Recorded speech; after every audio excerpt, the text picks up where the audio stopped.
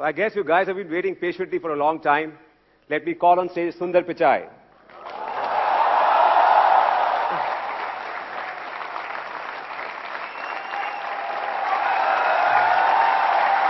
Welcome.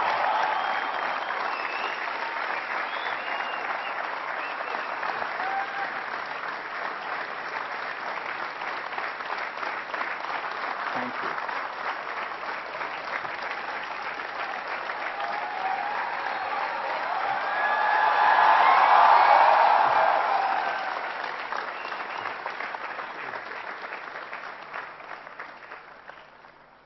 So welcome Sundar to IIT Kharagpur.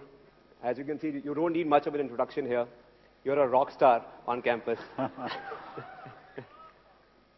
We have over 3,500 students here in the amphitheater and outside.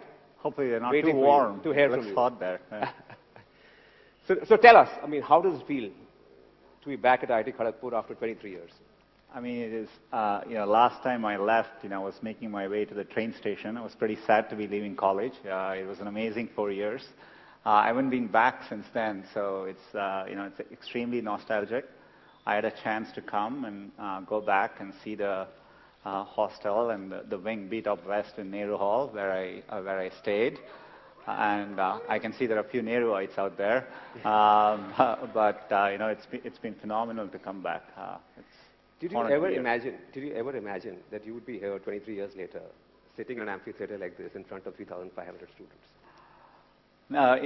Definitely not. I was, I think, as most people here know, getting into IIT is hard work. And so when I came to college, I was just looking to have a good time. It was a great 4 years. So I hadn't thought that further along. But it's definitely great to be back here. Okay. Well, we have a few pictures of yours from the time you were at Kharagpur. Can we play those pictures? Yeah.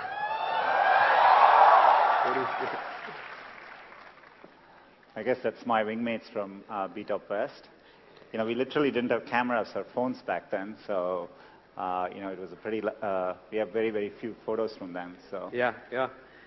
And the second photograph, please. Do you remember this? I'm not fully sure which. Is it Harry's or Harry's? Yeah, there you go. It's a place where we all used to get together and eat, and so that's a picture from there. What was the mess food like at that time? One of the favorite questions. When the mess staff was great, but when I used to join, people would ask us to guess whether it was sambar or dal. Is that still the case? God. So that was quite an experience, and but they were great folks, and I'm glad they fed us for 4 years. Yeah. Can we have the third picture, please? So can you identify Sundar Pichai in this picture? Yeah. This is at this amphitheater. Yeah, I was sitting here. That was probably 25 years ago. Yeah. You wanted to ask a question. I don't know what was happening at the time, so I think we were just having Do you fun. remember the event? No, I don't. We're probably here for some performance, yeah. Yeah. So, you come across as this really humble, down-to-earth, nice guy. I'm sure you were a good student at Kharagpur. But I'm sure there was another side to you as well. Right? Yeah. There is to every IITian. Did you ever bunk classes at IIT? The morning classes? Of course. I think it's the rite of passage of going through college. I had, I have to say I worked hard, but we did have our share of fun as well. Did you get ragged? It was pretty mellow. I definitely remember, when I started, hopefully it has gotten better by now. But we had a few things. I don't know whether you still have. At the time we used to have something called a CG change. I don't know whether you guys still do. It stands for center of gravity change. So you as a freshman, you lock your room and you go out and you come back. And the room doors aren't open, but everything inside your room has been rearranged. Wow. And they do it by putting sticks in and, all your clothes. They've rearranged even the furniture. So it's quite a shock when you open the when you open your room door and you walk back in to see your entire room has been rearranged. So we That had must have been crazy. I mean, yeah. As a freshman. Yeah, it was quite an experience. I don't think that was as bad as, maybe a couple of weeks into being here. I came from South, I came from Chennai. I had learned Hindi in school, but I never spoke it much. Just listening to how people were speaking, I just thought you address people this way. So one day there was someone in the mess, and I had to call him. I called him Abe Saleh. That's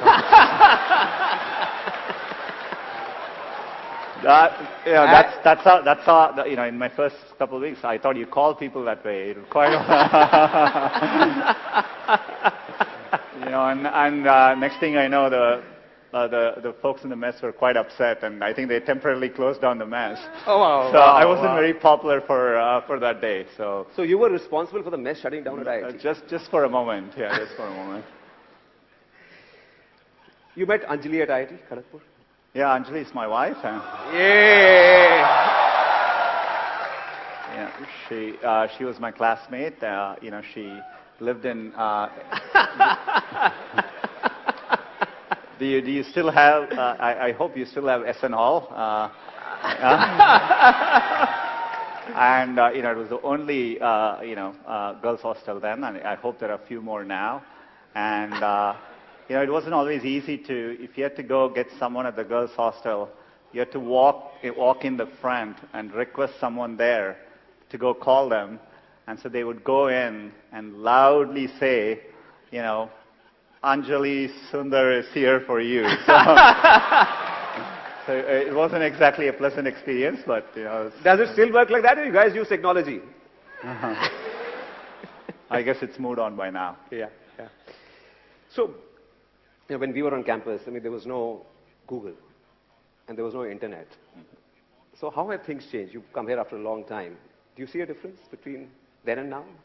Of course, I come to India regularly, and the rate that Rajan spoke about it, the rate at which things are progressing, at least digitally, has been phenomenal, and you see it in every way. Of course, we didn't have phones there. I remember waiting for a long time to get the first rotary phone in our home, and it was a long wait to get that. Didn't have access to computers growing up.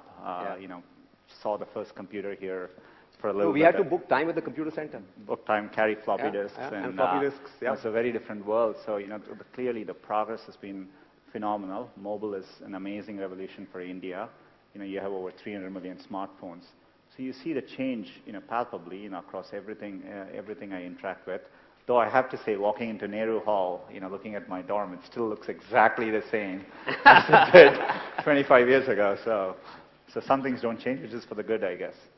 Right. As you know, we have so many students here, and we asked them to send their questions, and we got about 1,200 of them. So we've chosen a few, for you to answer. So if we can move to the first student, Sheikh Muhammad Samir. Can we have your question, please? Yeah, over there, in that corner. Sheikh Muhammad Samir. You must have sit here, so you know how glad we all are about you. Every student is anxious about your replies, and professors are happy that a student of theirs is in such a position. I want to ask, every student aspires to be in a respectable position. So when did you feel that you reached a checkpoint? When did you feel, I'm going to change from an alumnus to a distinguished alumnus? I don't get to make that decision. I think it's a decision by the faculty here. I think I always approached it as I look to do something I really like doing. I'd always wanted to build products, and in my life, getting access to computing made a big difference. And so I've always wanted to work on computing, build computing products which could reach many users. And that's what I've been focused on. And so I think it's an end result of that. So. Okay, can we have another question from Chiranjeev Singh Rathore? Yeah, over there. Hi, sir. So my question was, we are students, and you are very humble, but there must be some crazy things you've done when you were in campus. So any of those memories? What was the craziest thing you did at IIT Kharagpur? You mean crazier than calling somebody Abe Saleh in the journal? I mean, look, I think I had my share of all the experiences which all of you go through. Staying late in the nights and missing classes in the morning. But overall, we had a very, very good group of folks. Still, living in a campus like this, you come away from home far away for the first time. And my best memories are with my wingmates. You develop close friendships, and visiting this trip in Bangalore, I got to see a few of my old Kharagpur classmates. So good memories. Oh, wow. So shifting gears a bit, 10 years after you left IIT, you joined Google. It was 2004 or 5? 2004. Yeah. And 10 years later, you were running Google, the world's most innovative technology company, right? The Google products just grown you. Google Search, YouTube, Android, Maps. What is it that drives innovation at Google? I think we've always had an ambitious approach to it. We call it internally as 10x or moonshots. We try to work on things which, the criteria we think is we want to work on things which people will use every day. Mm-hmm. It will apply to billions of people, and it solves a real problem for them. So that's the bar. So anything we try to do, we think of it that way. And so we aim high. We try to use deep computer science to anything we approach so that we can have a differentiated approach to solving it. And you want to aim high enough that you fail, a few times. I think that's the natural part of the process. In fact, Larry used to say, if you work on really difficult things, you're better off because you have no competition. Others aren't working on that difficult a problem. And even if you fail, you end up doing something great in the process. And so I think that's the philosophy which has guided us all through these years. So you don't touch anything which is not relevant for at least 1 billion users? We think, if the product is successful, that everyone should be able to use it. It applies to everyone.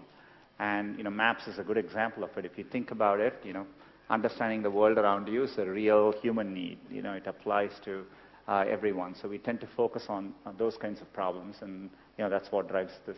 Yeah, you've been talking lately a lot about machine learning and AI. AI was talked about even 25 years ago when I was at IIT and when you were at IIT. What has changed in the last 2 or 3 years?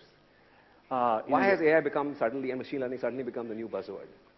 I think the biggest advances you're seeing is largely due to 2 things. The techniques which we use in deep learning, deep neural networks, have been around for many years. But early on, they weren't that effective because you just didn't have the computational power to run these algorithms. Just for the past many years, the computational power has dramatically increased. So when you run deep learning on the latest computation, and with access to better data, you get dramatic breakthroughs. So for example, we recently launched Google Translate, and this is machine translation, and using our deep learning systems, the translation quality improvements just in the last year is bigger than what we've seen in the past 10 years cumulatively. Wow. So it tells us that the ability for computers to do these kinds of tasks, be it image recognition, speech recognition, voice recognition, it's really hitting a tipping point. So I think we are definitely in a point of inflection, and we are investing a lot as a company here. And I can't wait to get these benefits to as many users as possible. I think it'll really drive the next wave of computing. Excellent. You were in Bangalore. You met startups in Bangalore. And I heard you say that there's nothing really missing as far as startups in India go. They're as good as startups elsewhere in the world. But there's one thing which sort of, we also invest in startups, and we face this problem as well ourselves as a company, that the Indian market is not large enough to invest a lot in technology.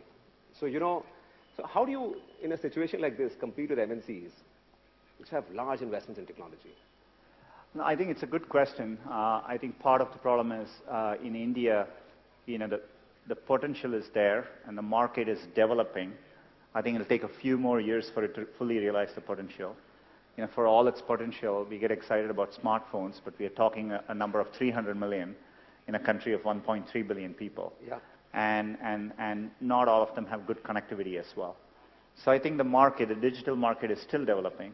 And so that's the problem you run into. And so as companies getting built here, it's difficult to scale across India and reach that full potential, which gives you the resources to go compete internationally. But I think it's just a moment in time. Hopefully Indian companies are more thoughtful about, when they build stuff, also targeting similar areas like Vietnam and Indonesia and Thailand. I think those markets are developed, and and the same products would work in those markets as well. So I think they need to set their sights a bit bigger. But it's a good question. But I think the trend lines are strongly in the favor. I think every year I can see the rate at which things are changing. So in about 3 to 4 years, I'm pretty convinced, at least in a 5 to 10 year time frame, that there will be big global, software companies coming out of India, and we will be very used to it. So when these guys graduate and when they want to build the next Google, they should build for the international market as well, and not just for the Indian market? Yeah, I would aim big, and I definitely think you can build from India, and we see that at Google, increasingly there are things which we think about building for the Indian market, but which we think will apply globally. Yeah. So we are here sitting at IIT Kharagpur, and technology, as we know, is disrupting everything. It's disrupting education as well, right? Elementary education, even higher education. Today, you can get access to the best courses offered by the best universities in the world online, right? Mm-hmm. You can get access to courses from Stanford, MIT, everywhere on your desktop, right? So in a situation, and there are 5,000 engineering colleges in India and many other institutions. So what is sitting where you are, what would you recommend to them? How should they be looking at education? How should they be thinking about education going forward? I think, it's one of the great things about India is this tremendous interest in education. People talk about it all the time. Most parents aspire for this for their children. And so I think it's a great foundation we have as a country. I think education needs to evolve and change just like with everything else. In my experience growing up here, I think there's a lot of emphasis on, spending time on the books and, learning things academically. Yeah. I think, working the real world, I would say, it is important to be well-rounded. It's important to, try different things. Take some risks. I would encourage people to, follow their passions a little bit more. I think one of the, for all the great things about the Indian educational system, I think there's a lot of pressure to follow set lanes throughout your career. You're in high school, you're thinking about college. I get very surprised people come to IITs and immediately they are thinking about IIMs and so on. Yeah, I think it's important to get real-world experience. And if you take the U.S., for example, at a place like Stanford, most students don't choose their majors till their final year. So people explore different things and find what they're really passionate about. So I think those are all good things to aspire to. I think I would like to see people value creativity, value experience of doing things, taking risks, and academics is important, but it is not as important as it's also made out to be. So you would want people and institutes to focus a lot more on experiential learning, project work, internships, stuff like that, to get real life experience. Yeah, I think that matters a lot. I think people should be encouraged to take risks a little bit more and try different things till they find what they like doing. Yeah, and things have changed. It's okay to fail even in India now. Oh, I absolutely think. Look, it's remarkable to be at IIT. There are many, many great people who don't make it in, and you will see this later in life. People do well from all walks of life. I think it's important to remember, getting into an elite institution doesn't guarantee success. It matters a lot, but it doesn't guarantee success. And I think that it's important to keep that perspective in life. And life is a long road, and so you want to take it at the right pace and enjoy what you're doing. I interviewed a guy recently for our company, and he was all of 26, 27 years old, and he had done a startup after graduating, and he was very excited and he wanted to do new things. So I asked him, what happened? Why did you give up on the startup? You've already done 1 or 2 things and you want to try a 3rd thing. He said, I saw these friends of mine who graduated with me. They're doing such exciting stuff overseas and in India that I went through a quarter-life crisis. And so I want to do new things. There's so much happening outside. There's so much opportunity today that there is no end to what you can do. Yeah, I think it's great. I think there are definitely a lot more options. It doesn't need to be even in engineering. I think it's important to remember there are many, many different ways you can approach things. And what matters most is, loving what you're doing and trying to do well at it. So. Sure. So tell me, I'm sure there are lots of great technologists at Google, and you're a great technologist yourself. But what is Sundar Pichai like as a leader? I think... What is your leadership style? When you're trying to run something at the scale of Google, we have now over 60,000 people, and you rely on other strong leaders. I think a lot of what I do is, I have an outstanding leadership team. It's learning to let go and really empowering people, at all levels of the organization, and trusting them to doing the right thing.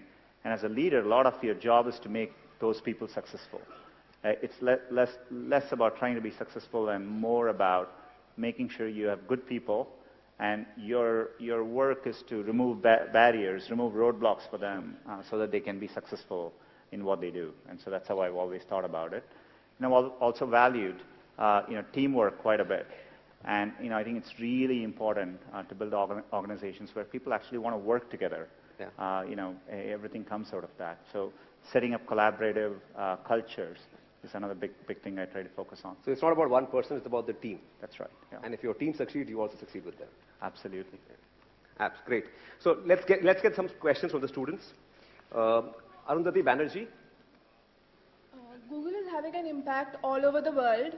And as you mentioned, you use principles of computer science in most of your products. So we would like to know what is the next big thing going to be in R&D at Google? I think it's a good question. It'd probably be, I can't quite tell it exactly, but I would say, I spoke about machine learning and AI. We are making a big bet on that. Advances in machine learning, I think, will make a big difference in many, many fields.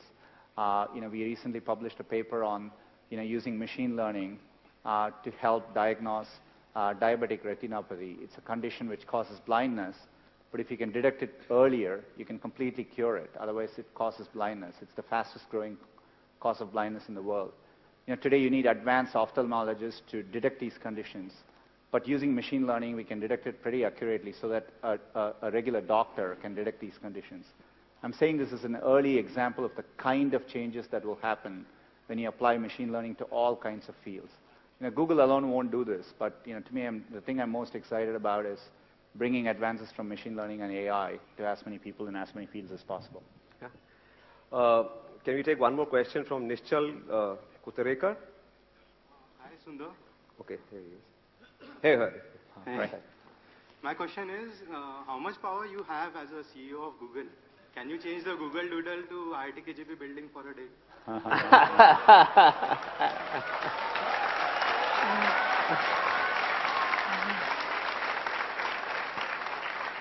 I'm going to send a message to the team.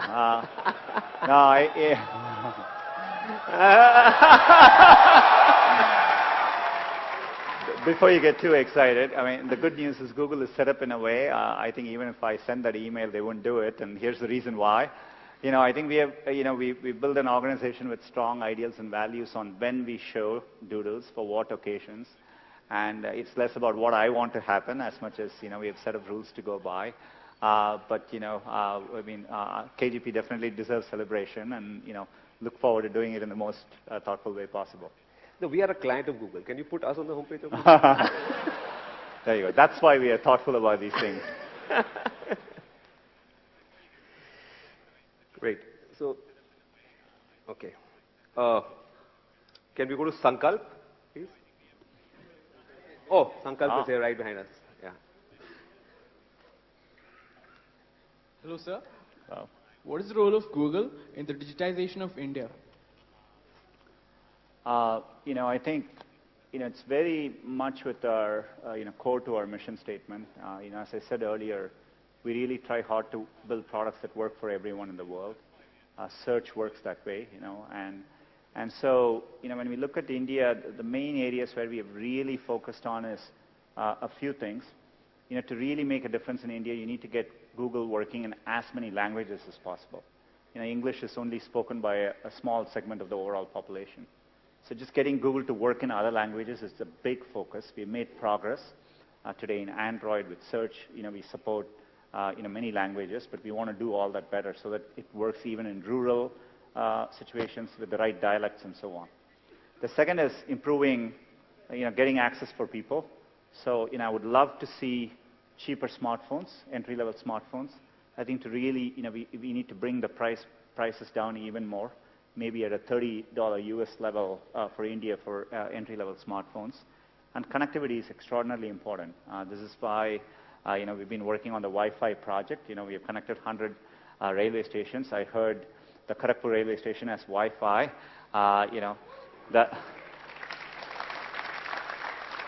Though my memories of Kharagpur railway station, you asked about ragging, I was made to carry luggages for incoming seniors. It's a long platform. But we are focused on bringing connectivity too, and we do programs like Internet Sati, where we are training rural Indian women on using the internet. Still, there's a massive gender gap between women and men in terms of using the internet, especially in rural areas. So we are targeting a lot of these programs. Yesterday I talked a lot about bringing small, medium businesses, the local merchants online, which will make a big difference as well. So are you working very closely with the government also on the Startup India initiative? One of the exciting things I found about India is you can actually do very effective public-private partnerships. Yeah. That model doesn't always exist in every country we work with. But I think, we are big supporters of the Digital India program, and we've done very successful partnerships. The Railways project, this is in partnership between Google and RailTel, and that's why we've been able to bring Wi-Fi access to many, many places. And, we're always looking to partner. If you look at Aadhaar and UPI and how, we partner with the NPCI, and, we are working on digitizing payments. And so we tend to form these public-private partnerships, and I think they work very well. Yeah, great. So, when do you think India will catch up with China on the digital front? Forget about everything else. I think the goal should be a bit different. I think I'm absolutely, with full certainty convinced that India will be a global player in the digital economy, and it will be competitive with any country in the world. So I've always felt that, and I think you have all the foundations. When I've said this before, when I interact with startups in India, I find them world-class in terms of how they approach things, the entrepreneurs I run into, how they build products, and so I'm absolutely confident of it. I think there's a timing issue, but I think we are growing well as a country. I think we need to stay at it, continue doing all these things, and it will take a few more years, and we'll get there. Right. So, for a lot of the students here, you are their role model. They idolize you, right? A lot of them would give a lot to be in your shoes. So, I'm sure growing up, you had to work hard in school. You prepared for IIT, then you got into IIT. You spent 4 years here. You went overseas. A lot of people in IIT dream of going overseas for an education. So what are some of the tips that you would like to share with students out here? Oh. I think I kind of answered it earlier. I would really encourage people to, I think there's a lot of pressure in today's system. I get surprised people start preparing for IIT in their 8th grades, and that's a bit shocking to me. I hope as people are approaching things, they are really taking the time to doing things in a deeper way, understanding things deeper, learning by doing things. And I think it's important to remember it's a long road. Setbacks actually don't matter. I think a lot of times when I was younger, people would say, this person didn't get into this college or something, and that's the end of the road. I mean, life is so different from that. And so I think it's important to, keep your hopes, keep your dreams, and try to follow them. And I think most of how life plays out is up to you, not up to what happens outside of you. And I think it's important to keep that in mind and take the long-term view. So you can get a lot of C's at IIT and still make it big in life? You can get a lot of C grades at IIT and still make it big? I don't know what the grading system now is like, but I think you have to ask Professor PPC on that. But for what it's worth, I do think I've gotten a C at IIT. So, and it's okay if you're not in IIT also. You can still make it big. Absolutely. I think there are several successful people at Google who have come from all over the world, including in India, from other institutions as well. I think there are world-class institutions outside too. Definitely IITs are the premier. I mean, they are respected not just in India, but globally. But I think there are many paths to success for sure. Yeah, so, the done thing when we were sort of at IIT, and if you wanted to pursue a career in high tech, you went abroad. Because there weren't too many options in India. There weren't too many things you could do in India. Do you think that has changed? Oh, absolutely. I spend every year I travel to Bangalore and Delhi and I meet startups. There are many, many entrepreneurs who have just, gone to schools in India and decided to start up companies right here, and they're doing very, very well. And even at Google, we are able to recruit, some of the best and talented people straight into Google in India. And so I think things have definitely changed. Especially if you take a look at for me, when I look at how much things have changed, things change a lot in a 20-year time frame, right? Yeah. When I left for the U.S., that was the first time I actually got on a plane, right? So going to the U.S. was the first time I got on a plane. This week I met with the CEO of Indigo, and he was saying, roughly 100 million people fly in India every year, and Wow. You look at how the market has changed. Yeah. And so things changed remarkably in 20 years. So if you keep that perspective in mind, I think India is a great place to be looking ahead at the next 20 years. Yeah, I mean, for the first time, I'm seeing actually two-way flow in Yeah. terms of traffic. There are people coming back and there are people going overseas as well. Yeah. Great. I think we'll take a few questions now. Can we go to Abhigna Revuru? Yeah, on that side. My question is, like Mr. Hitesh said, you are in a position many of us aspire to be in. So, say 10, 15 years ago, where did you think you would be here today? And 10 years from now, where do you see yourself in the future?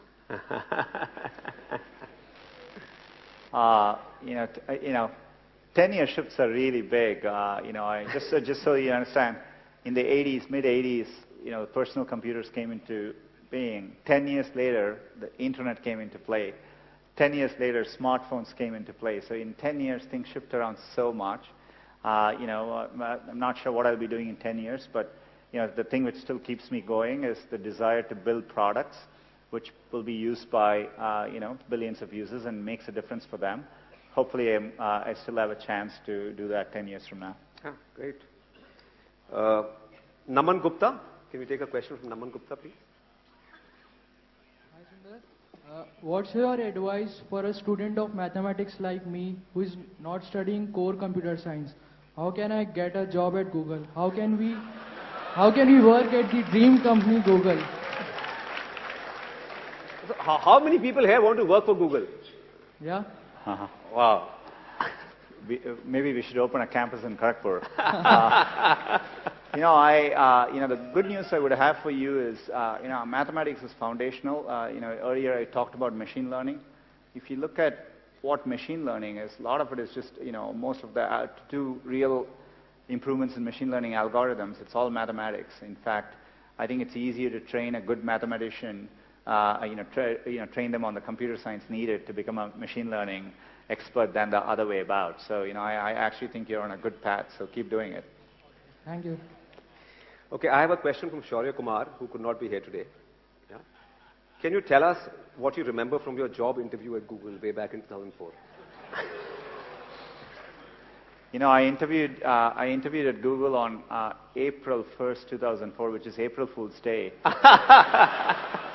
And Google had just announced Gmail, and it was invite only, and so but people weren't exactly sure whether it was an April Fool's joke. And so I remember doing my interviews during the day, and people kept asking me, "What do you think of Gmail?" But I hadn't had a chance to use it. I thought they were, it was an April Fool's joke. So my first 3 interviews, I couldn't answer it well because I didn't use the product. It was only in the 4th interview when someone asked me, "Have you seen Gmail?" I said no, and so he actually showed it to me.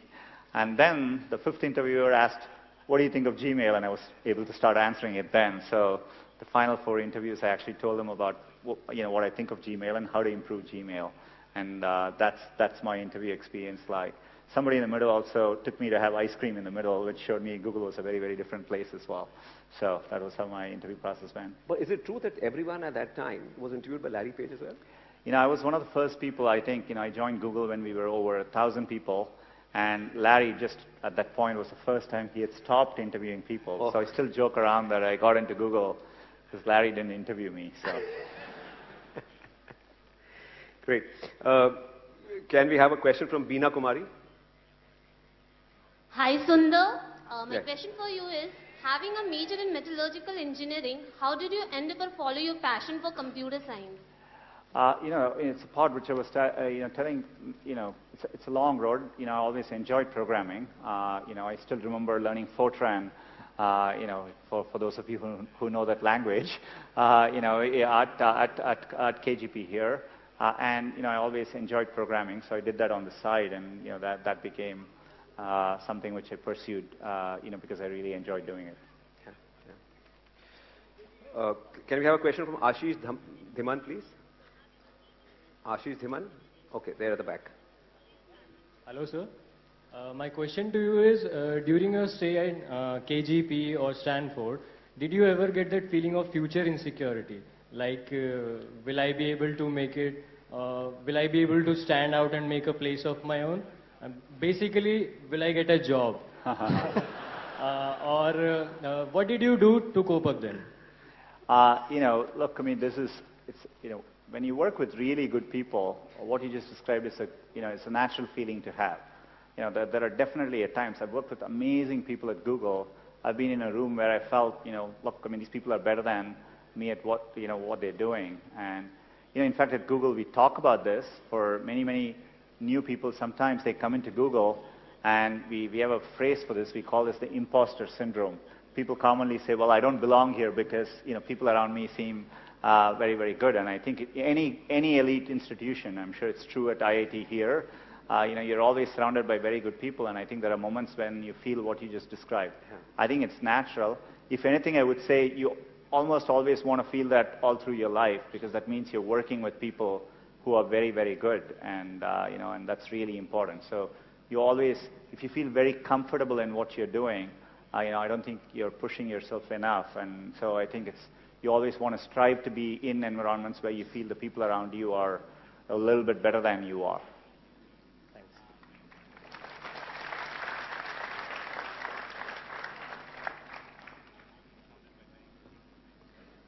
Is Somama Paul here? Yeah, okay. Hello, sir.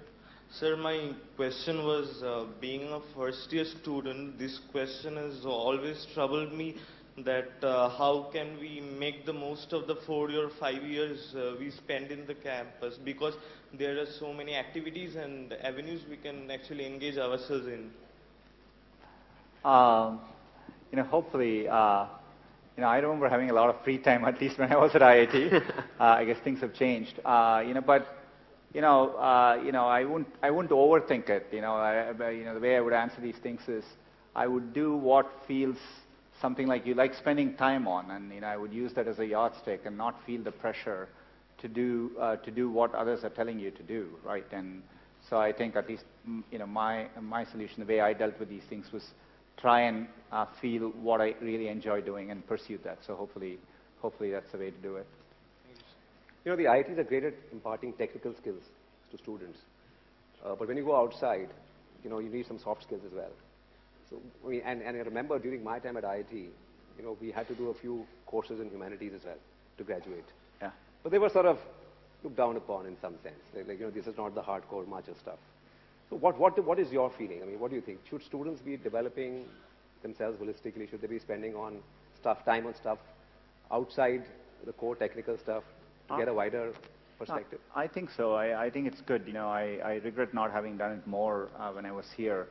But when you look at the cultural festivals which happen at IITs, or I'm not sure whether you still do the Diya festival during Diwali, and and so things like that are great to get involved in. Yeah. I think anything like that, doing more things and just getting a more well-rounded experience, I think actually makes a real difference. And to your point around even courses in humanities, writing is an important skill in life. Spending time learning how to write better, all those things end up mattering.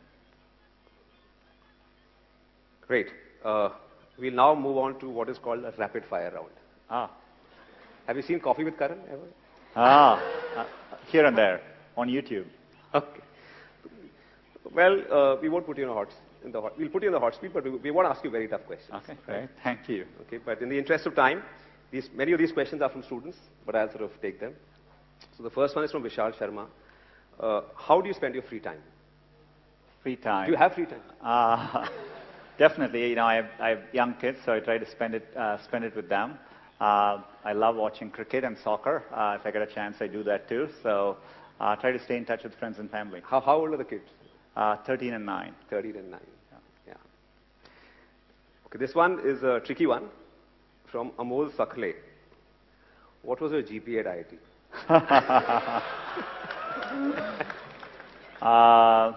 You know, I would say, you know, too embarrassed to admit it after my first year, but really good the next 3 years to make up for it. So that's all I would say. So there's hope. Year 1 students, if your GPA is low, there's still hope. Okay, this one is from Surajit Mura Singh. Who was your idol during your BTech days? You know, many. You know, I would say many people. You know, I admired people from all walks of life. You know, this week I met Mr. Narayana Murthy. Had a chance to have breakfast with them. Admired people like that who put India really on the map globally. You know, I love watching cricket. Love watching Tendulkar play. Tendulkar started playing when I joined IIT, so yeah, so things like that. The next one is from me. Okay, the next one is from me. Who's your favorite Bollywood actress? Wow. You know, at Google, you know, I had a chance to host and interview Deepika Padukone and Shah Rukh Khan. And, so maybe Deepika Padukone. I used to enjoy watching Prakash Padukone play badminton as well. So combination of the two. And who was your favorite actress when you were growing up? You know, favorite actors? Actress growing up. There were many. Do you have a poster in your room? You know, you know, I don't want to comment on posters and what happens in college dorm stays there, right? So. Great. Okay, this one is from Ankit Kumar. Who was your favorite professor at IIT Kharagpur? You know, there were quite a few. I think, you know, Professor Roy from my department, Professor Indranil Manna, who is now at IIT Kanpur. You know, they were two of my favorite professors. So. Yeah, great. This one is from Gaurav Malik. Do you still get calls from your college friends? You know, I do. You know, today it's much easier to stay in touch through many different ways, but, you know, I definitely, as I said, you know, a few of us met up in Bangalore, and so it was good to meet with a few friends from KGP in Bangalore. So I still. Do you have a group which you are on with all these friends? Yeah. I mean, we follow them on Facebook, WhatsApp, everything, just like everyone else does. Hey, great. And this one is from Fahad Shaheen. How can I replace you at Google?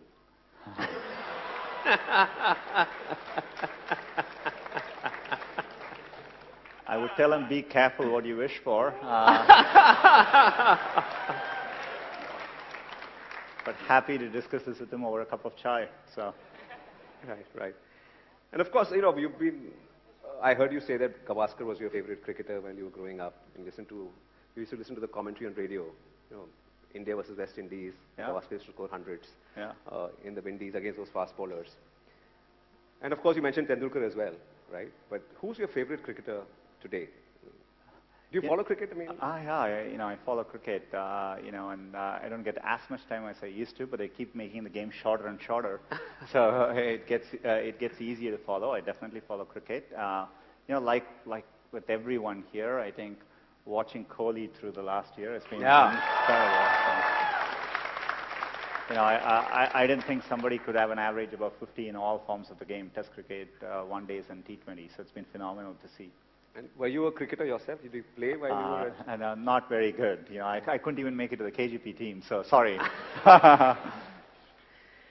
Okay, great. I think Sundar, it's been awesome talking to you.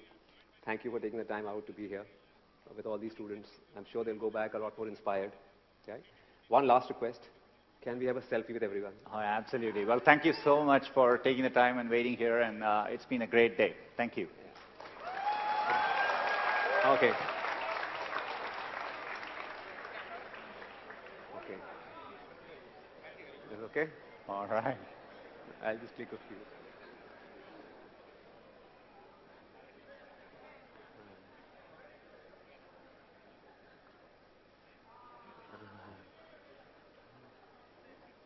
All right. Thank you so much. Thank you. Yeah, thank you.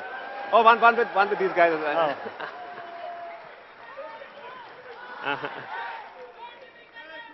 Hi.